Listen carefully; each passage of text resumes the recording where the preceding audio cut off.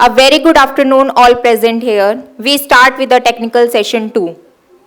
We now have the honor to invite chairperson of technical session 2, Dr. Praveen Kumar Gupta, James Rohini, bachelor's in engineering from Pune University, master's in technical in computer science from IETE, and PhD from MD University.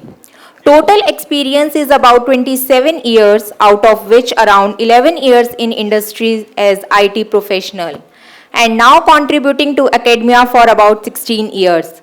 Current research area is data science and machine learning. Now I request Ms. Aarti Bajaj to kindly felicitate the Dr. Praveen Kumar Gupta.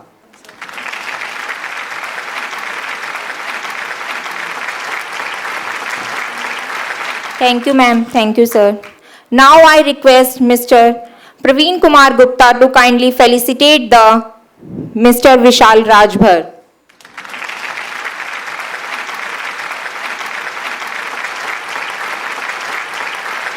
Thank you, sir.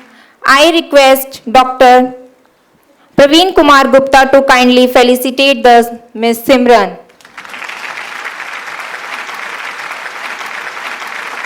Thank you, sir. Felicitate the Miss Ashna.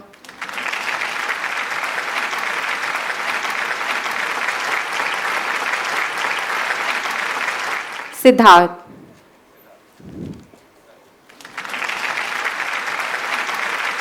Thank you so much, sir. Now I hand over the mic to the chairperson, Dr. Praveen Kumar Gupta, and I request sir to kindly start the session. I declare the session open. Let us start with the first paper. Good afternoon, everyone. I am Vishal Rajbhar from Efficient India, and today my topic is artificial intelligence and robotics. Overview. Today we cover this topic: introduction, terminology, examples of agencies, sports and fresh kitty, Robocop, application of AI and robotics, and examples and humanoid cock and film clip. What is artificial intelligence? The collective attributes of computer, robots, or other device capable of performing functions such as learning, decision making, or other intelligence behavior. What is autonomous agent? A hardware or software based system that has the following properties. First, autonomy. Autonomy is able to operate without the direct intervention of humans or others. Second one, social ability. Able to interact with other agents and possibly humans. Third one is reactivity. Able to perceive their environment and respond to changes that occur. And agencies. Agency, a particular system composed of intelligent agents such as computers or robots that cooperate in order to solve a problem. Behavior engineering. A methodology used to develop behavior-based autonomous agents. So, two examples of sports and fresh kitty. First is sport. Sport. It is artificial intelligence, artificial robots, autonomous mobile robot. It have two independent wheels and max speed of 1 foot per second. On-board microcontroller supervise and supports the exchange of information. Turret that hold infrared emitters that can be detected at a distance up to 2 feet. Bumpers. Bumpers are around the robot that follow walls. Radio modem. Communicate with the remote agents. Fresh kitty. Fresh kitty. It is modular, inexpensive autonomous mobile robot. It holds 4 toy car design and max speed of 1 foot per second. On-board microcomputer supervise and supports the exchange of information. Rotating and hold 4 sonars. Turret also hold an infrared sensor detect infrared rays. 32 light sensors detect object in front of the robot. Bumpers all around the robots used to follow walls. Radio modem communicate with the remote agents. How do sport fresh kitty work together? First, sports also hold a small brush on its back. Sport finds a wall, uses its bumper system and sensors to follow ads and collect dust with its brush. Through radio frequency and infrared communication, sports and bring the dust back. Fresh kitty who has vacuum cleaner wetting suck it up. What is Robocop? So all we know, RoboCup is a championship. It is an international research effort to promote autonomous robot. Robot must be cooperate in strategy acquisitions and real-time reasoning, multi-agent collaboration, and competition against another team of robots. RoboCop, each robot has Pentium 23 MHz and Linux operating system, video camera and frame grabber, sensor system and kicker. How the robots make decision? Control is based on a set of behaviors.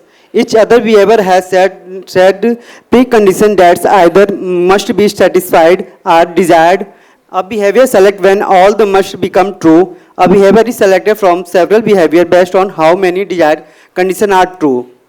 A behavior selected from several behavior based on how many desired conditions are true. Okay. Application AI and robotics. Industrial automation, service for the disabled and vision system, planetary exploration, mine site clearing, law enforcement and many others. More examples. First example is autonomous mouse and the ants TJ. And this is COG.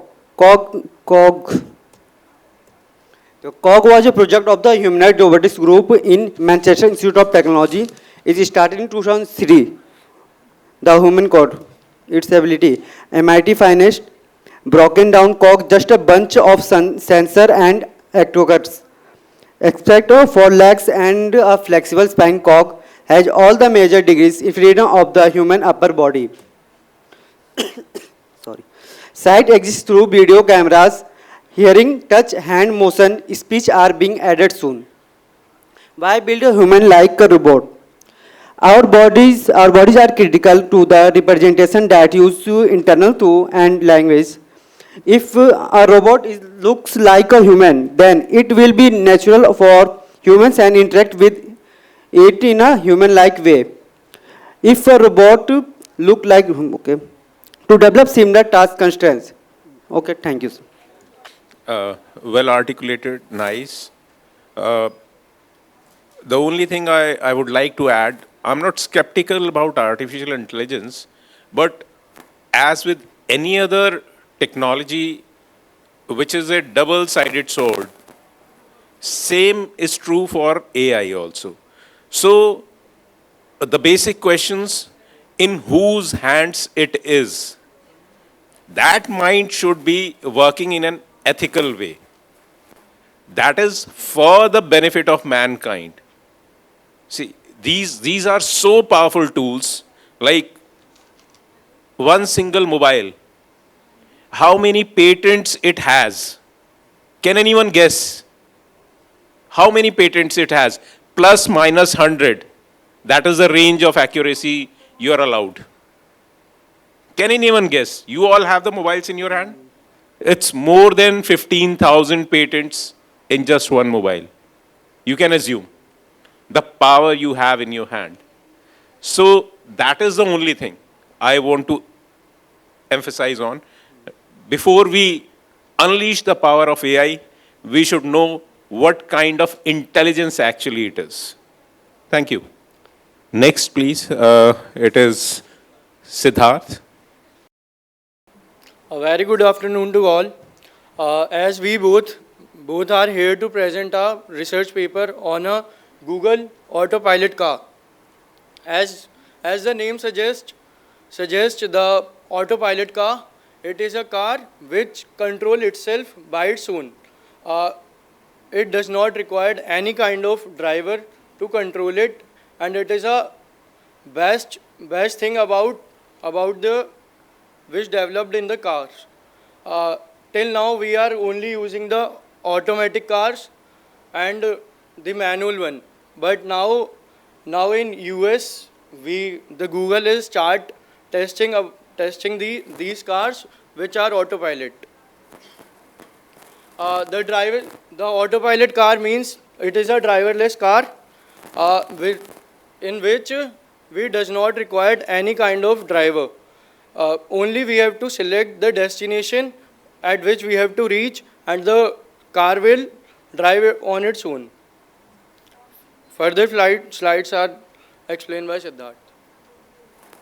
जैसे कि आप सब देख सकते हैं, इसके अंदर हमारी 7 टेक्नोलॉजीज़ यूज़ हुई हैं, जिसमें से पहली है हमारी लिडार, जो हमारी top of the car use होती है। देन है हमारा video cameras, then radar sensors, processors, position estimators, radar sensors and GPS.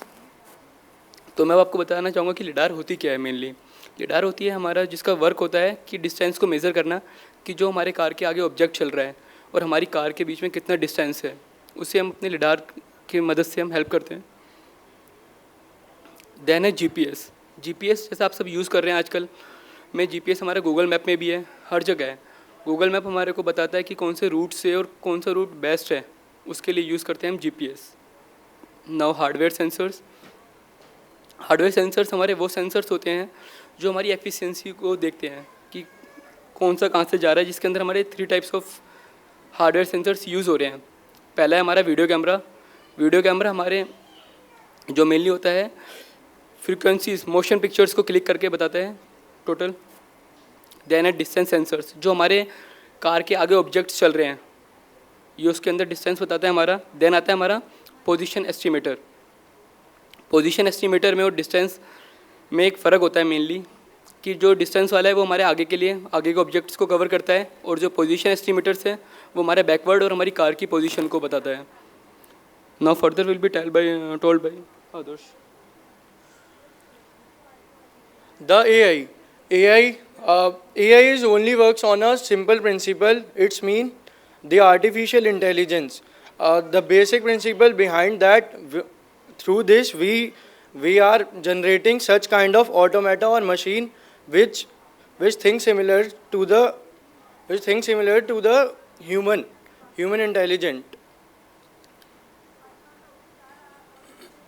The advantages, as we know, the advantage, the GPS, the global positioning system, we can track our car and the route taken by the car. Disadvantages, as it is controlled by the internet system, so there are many loopholes and these car can be easily hacked.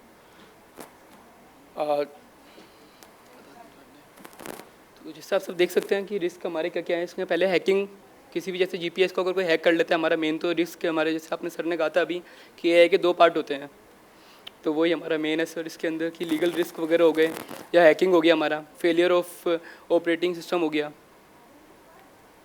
Then आता है conclusion कि driverless car को बनाया कैसे था sir. ये main है, Google driverless car को गूगल के 15 इंजीनियर्स ने क्रिएट करा था, और एक team, excellent team of drivers इसके अंदर यूज़ हुई थी पूरे देखने के लिए कि ये वर्क करेगा या नहीं करेगा।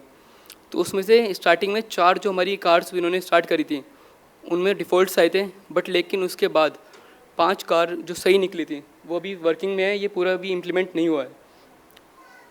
Thank you sir. That's great.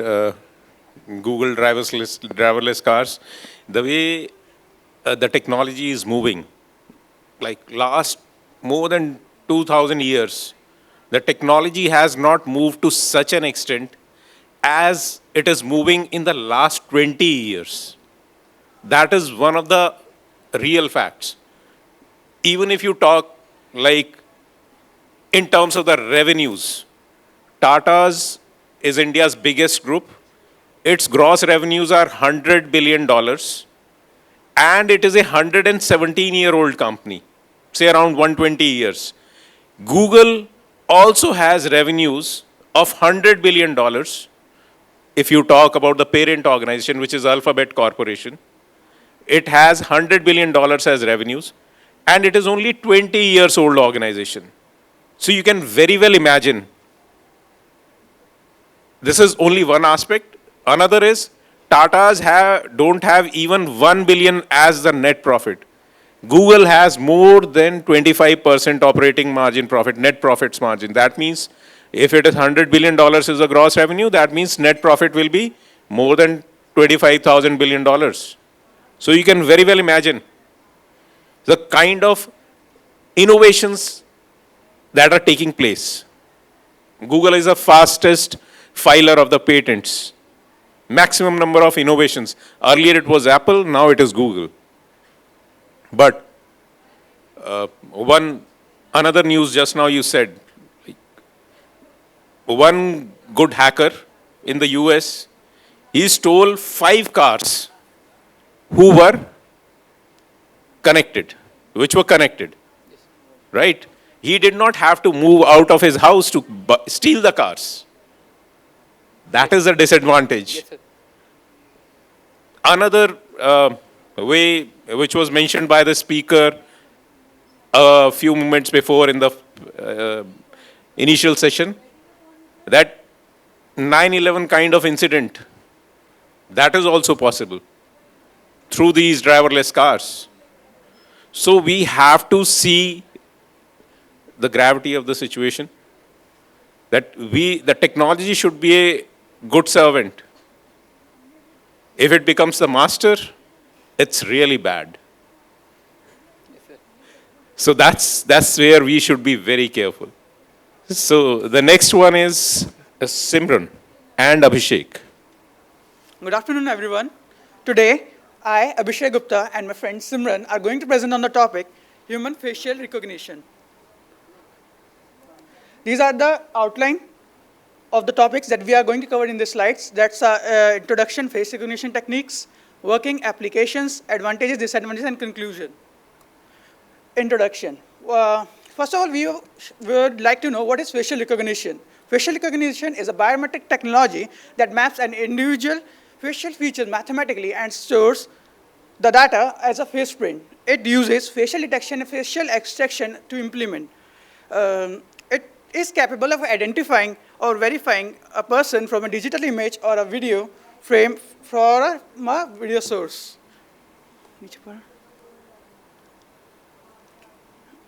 Face recognition techniques. These here are the lists that are commonly used.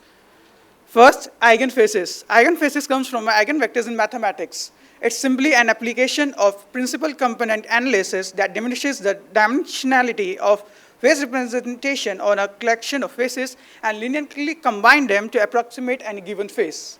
Graph matching. Graph matching uses Gabor filters to construct an image graph of a face. And finally, the face recognition is done by straightforward matching of the graphs. Template matching. It uses genetic algorithms for matching. Neural networks. Neural networks can range from a full face processing to a full face processing to a face landmark-based processing. It includes collection of large images from an image and then processing it. Deep learning. Deep learning, well, a wide area of learning. It involves high-level abstract features from training set before using final classifier backend. 3D-based. 3D-based uses a 3D-based involves modeling a face into a 3D format to recognize an image of face working. Facial recognition system only uses 80 nodal points. It can identify, target individuals quickly and accurately whenever the conditions are favorable. It works as follows. Capture. First of all, a physical or a behavior sample is captured by the system. Extraction. After extraction of unique data from the sample, a template is created. Comparison. Template and a new samples are then compared. Match. System check whether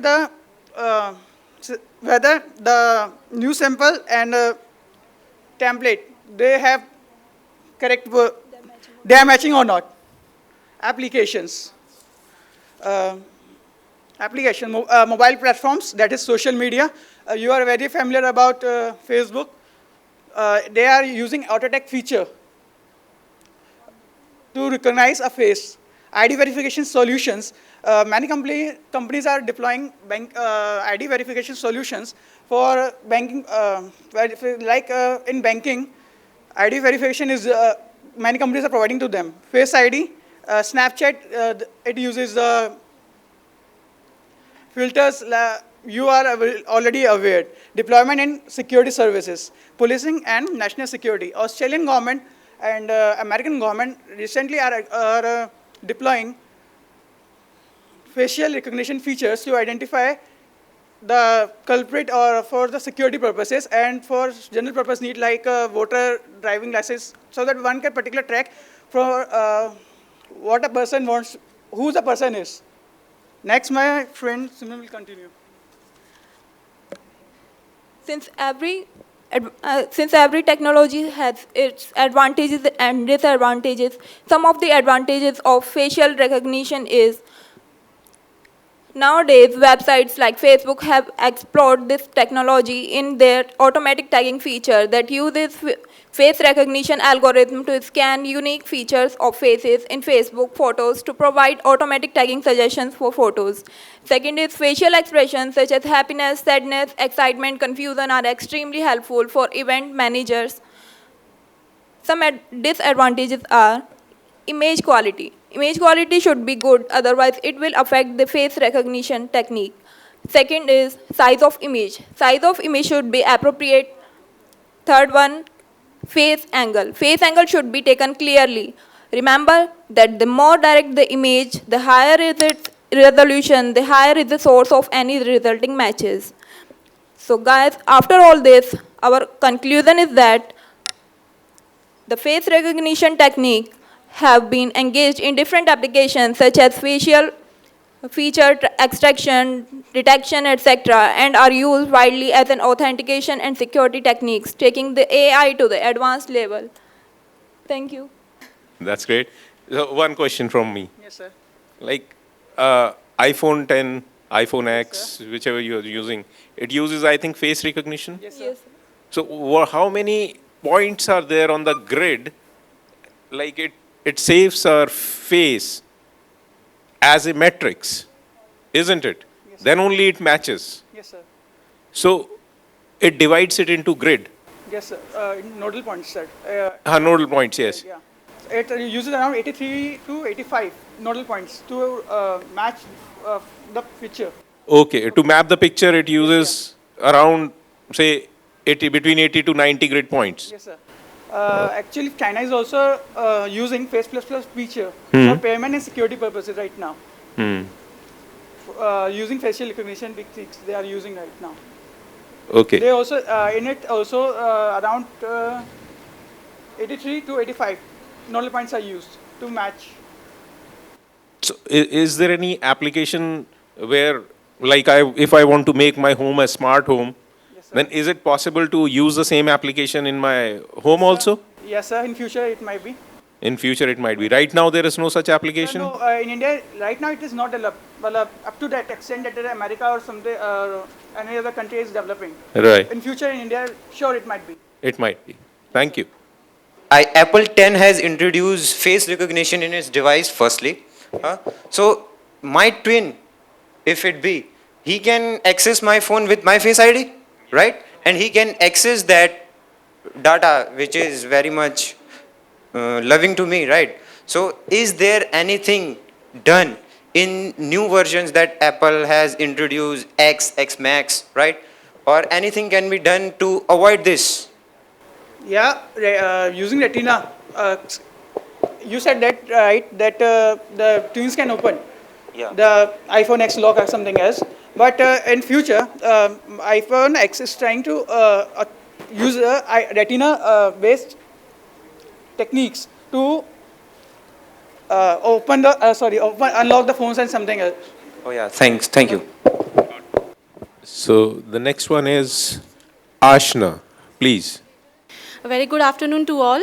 I, Ashna Chaudhary, MCA, second year, third semester, here to present my paper on Google Duplex and AI system for mobile devices.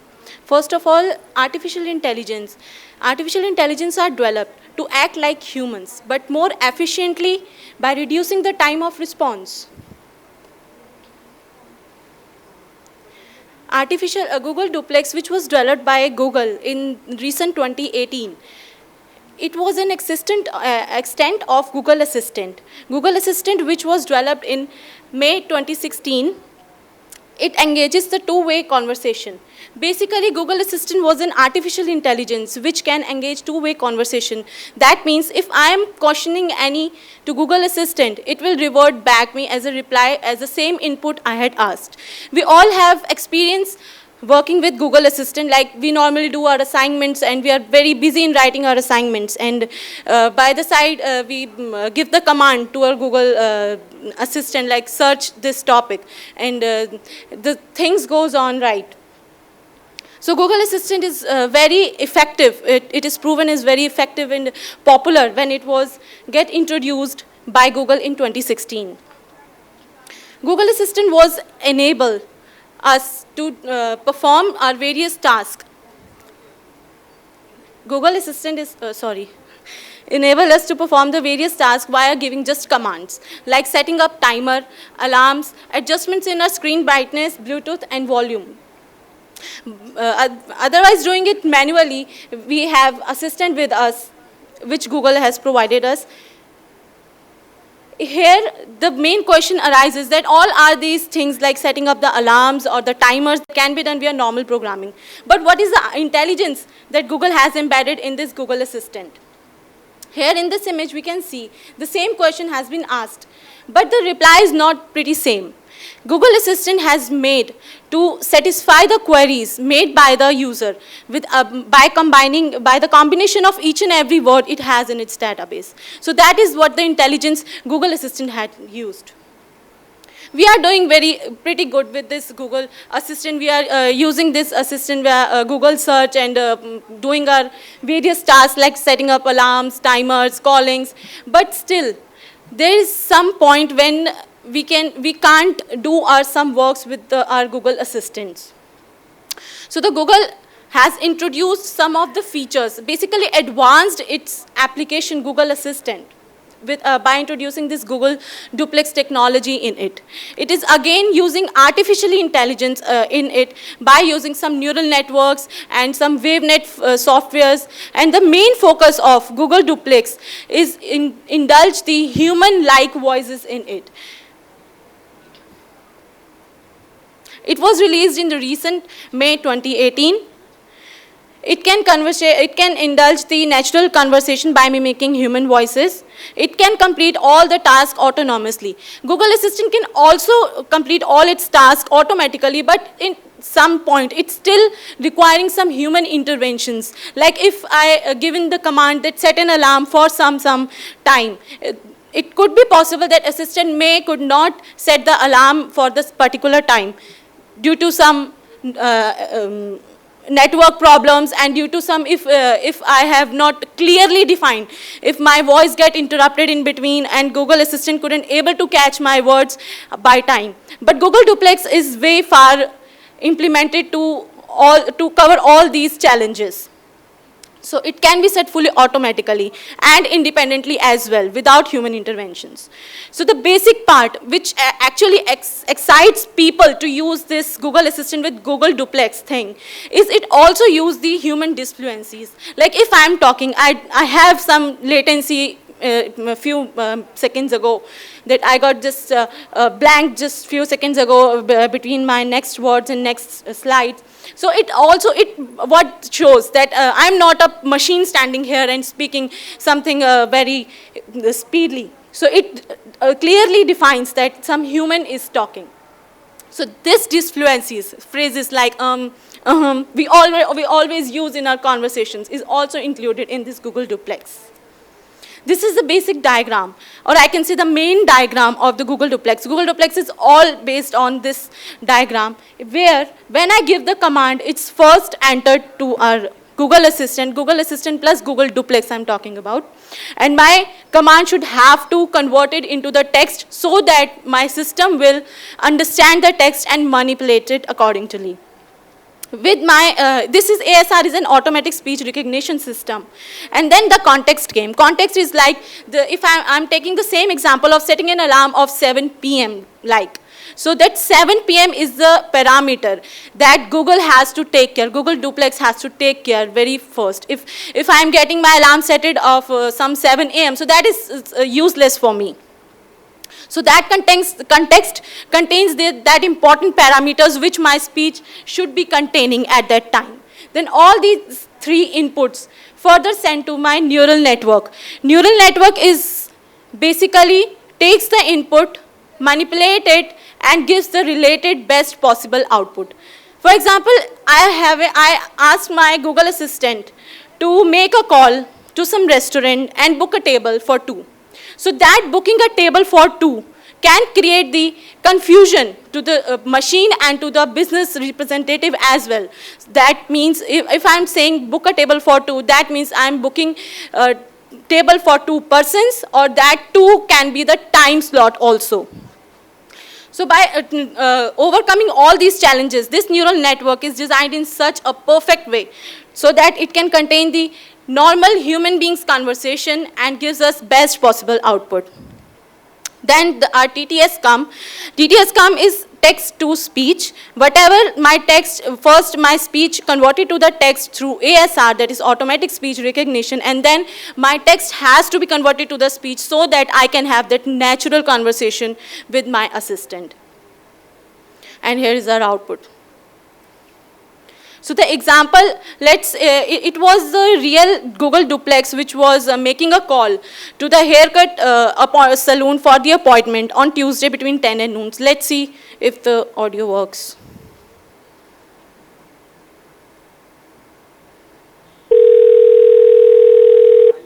So how can I help you? Hi, I'm calling to book a women's haircut for a client. I'm looking for something on May 3rd. This last command, which it was actually happening between the saloon representative and the Google duplex. Resuming it back. Sure, give me 1 second. This is the saloon representative. That is the Google duplex. Sure, what time are you looking for around? At 12 p.m. We do not have a 12 p.m. available. The closest we have to that is a 1:15. Do you have anything between 10 a.m. and 12 p.m.? Depending on what service she would like. What service is she looking for? Just a woman's haircut for now. Okay, we have a 10 o'clock. 10 a.m. is fine. Okay, what's her first name? The first name is Lisa. Okay, perfect. So I will see Lisa at 10 o'clock on May 3rd. Okay, great. Thanks. Great. Have a great day. Bye. So in this example, what we have saw that the Google duplex is actually making the conversation just like a real human being. So no one can even guess that either that... Please wind up for us. Yes, sir, sure. And then the speech recognition is done by WaveNets. WaveNet is nothing, just producing the human voices by incorporating various sounds together and create a speech. Recurrent neural network, as I told, it is a core of the duplex and designed to cope up with the challenges. It takes the text input and produces the output. Handling the exceptions, as we saw that if some timing slot is not available by the business, then it will handle that exception. Uses for businesses and for users, for both. Businesses who are not having internet accessibility, they can use this duplex by calling their customers, telling about the offers, reminding about the appointments. Thank you very much. Even I don't find any kind of questions on Google Assistant. But do we actually need it? Is it going to solve any of the real problems? According to me, it do solve the real world problems, like people who are really busy in their day-to-day life, and they sometimes don't get time for such extra activities, for such extra things like calling and this. So I think Google Duplex works here like really kind of rescue for such peoples who can call the businesses and settings up the appointments. This is not just only for businesses. Yes. Agreed. The routine problems, definitely I agree with you that it really solves the problems. Yes. But Google Duplex is based probably on NLP, natural language processing. Yeah. It is based on that? Yes. WaveNets is going to convert or produce the natural voices. Right. Yes. So it actually processes natural languages like Hindi, English, Tamil, any natural language we are speaking. all those languages which were supported by Google Assistant. Right now there are 30 plus languages which are supported by Google Assistant, including Spanish, Japanese, and furthermore languages like this, like Hindi, which are more complicated, which are including English phrases and all these things, which are all, this is also going to be implemented by Google in the future. Because it is just released in this is what I was 2018. about to ask. Hindi, has it been supported? As on date, I don't think so. Tamil, I think day before yesterday, I saw one mail which told me that yes, Tamil they have integrated into it. Yeah, okay. But Hindi, Hindi is a bit complex because it do uses multiple languages in it. it's not question. It's not about the language. Film PK yaad hai? Acha. There were 5 types of acha. He mentioned. Yeah. So it sets the context. So if I say acha, whether it actually gets the context from the tone, from the natural language processing domain. So that kind of finesse, that kind of accuracy, that is still there, is still not there. Yes. So for Hindi, it will not It work. will not work. What we want and what we get will be entirely different. Okay.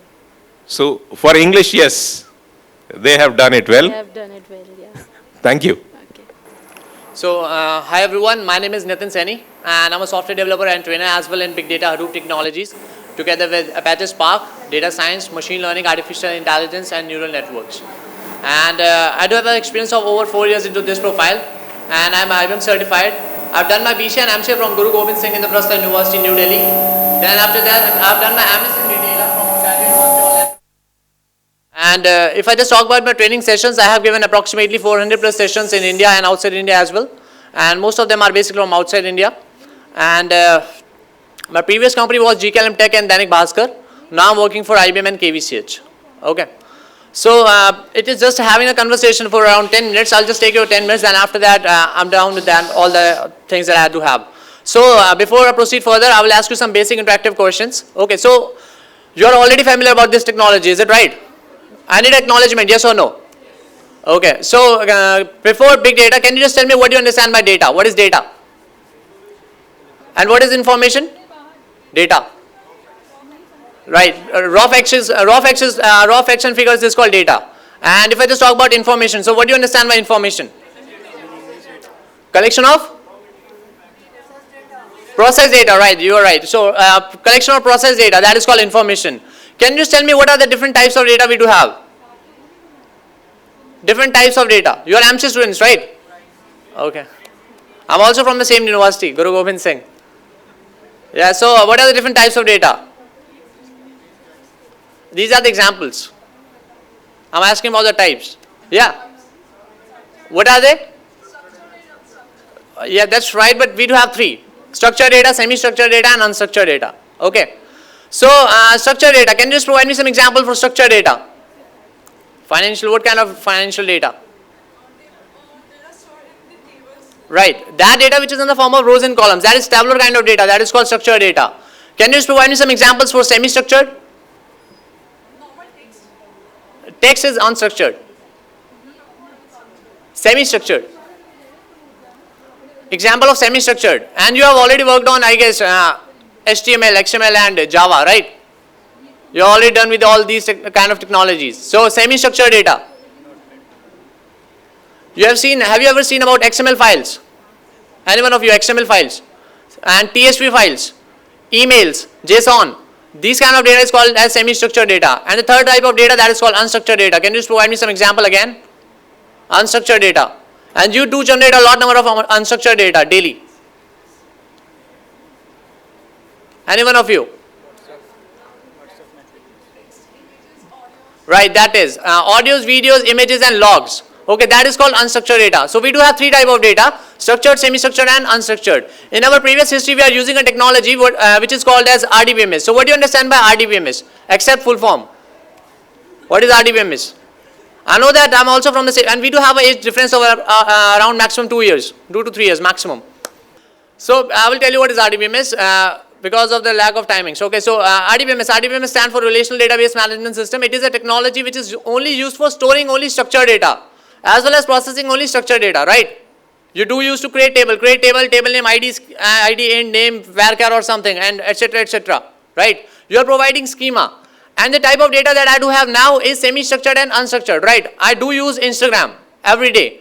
I do use to upload a lot number of stories and videos kind of stuff, but I've never thought about it that how Instagram is managing our data. What are the technology behind that? Just suppose that I go for Instagram and I search for a celebrity like Selena Gomez. Okay, I hit enter. His profile got loaded, all the videos, all the comments, everything will be there within nanoseconds. Behind that, that means when I do the searching, I search for some text. The text will be going to the data centers of Instagram. Then after that, data mining, data algorithms will be shufflicated toward the data set. Then after that, it gave me the precise output within nanoseconds. So behind there is a lot of technologies which are working together. And we have never thought about it. And just suppose that I go on Facebook or something like Facebook. A and B are friend, B and C are friend. I can see the mutual, right? Recommendation system on YouTube, right? If I search for a celebrity again, Eminem, all the similarities, all the result will be of regarding Eminem. There is no Salman Khan over my suggestion. Is it right? So behind that, there is a lot of technologies which are working together, but we have never thought about it, that how they are managing our data, how they are storing our data, how they are processing our data. What are the lot number of technologies which are working together? We have never thought about it.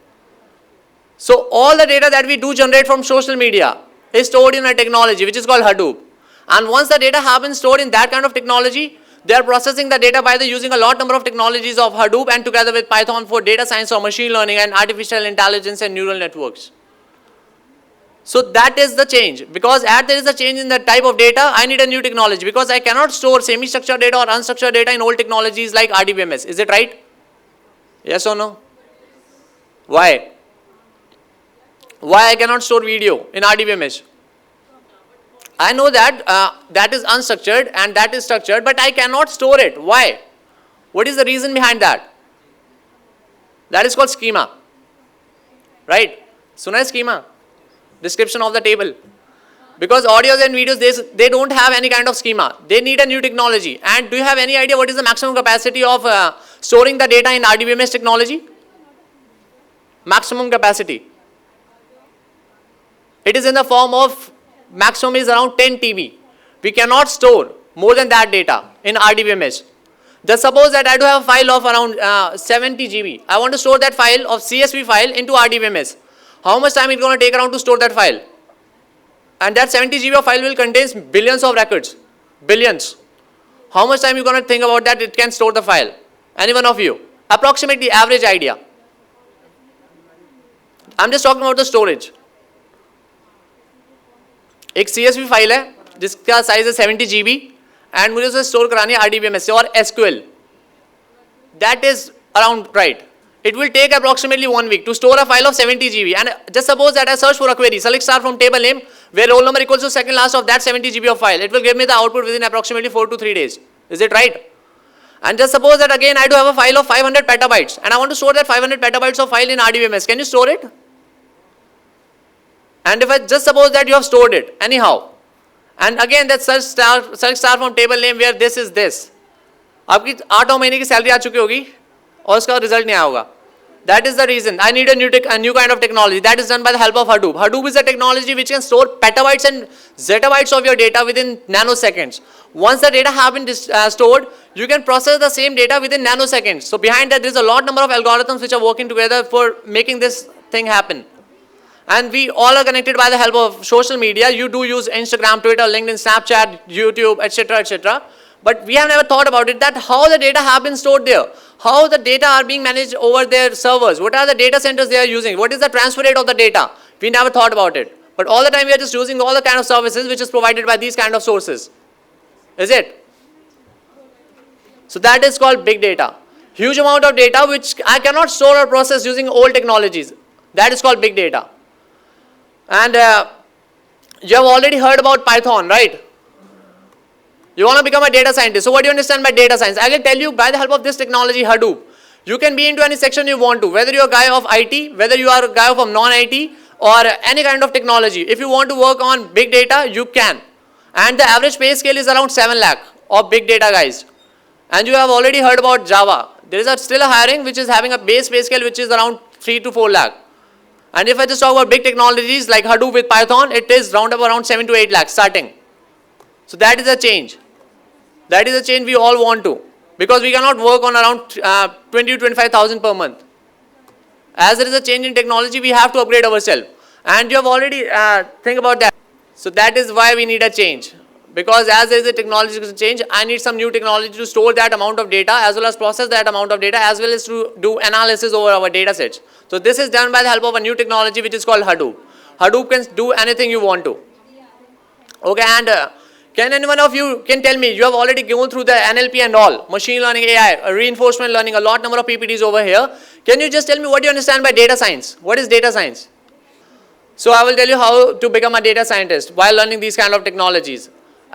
This technology is categorized into 4 sections, which is called, first one is called administration. All the developers who are sitting here who do have a knowledge of basic like Linux and do have an interest in networking, configuration, setup, installation and all, managing clusters, they can go into the first section of big data, which is called Hadoop administration. And the second section is called Hadoop development. You have already heard about Hadoop developers, right? Suna hai? Yes or no? So basically all the developers who are working here, they all can work on big data by the help of Hadoop development. Hadoop do provide you some options, like you can be, if you do have a knowledge of Java, you can process the data which is stored in Hadoop by the help of a lot number of new technologies like MapReduce. So second section is called development and the third section is called data analysis. You have already heard about data analyst, right? Sune? And the fourth section which is called data, future with big data, which is called data science, machine learning, artificial intelligence and neural networks. If you go directly towards the fourth section, you are already a fresher. They also know that they do have a mindset that he or she haven't worked on the past data sets on new technologies, and they are just directly jumping towards the NLP and all. So if I just talk about the fourth section, data science, machine learning, it will take around 1.5 to 2 years to go to the fourth section. So start learning by the help of just going to the basic languages, data structures and all. Then after that, go for some new technologies. So that's all from my end. Hope you like it or not. So that's all from my end. See you soon. Bye. Thank you. My question is simple. It's completely non-technical. So many questions being asked. Just one question. The difference between logic and psychology of reasoning. This is such a basic question. I want to have the answers from you. Difference between logic and psychology of reasoning. You can take the help of Google Assistant if you want. This is an open. This is not your examination. This is my query.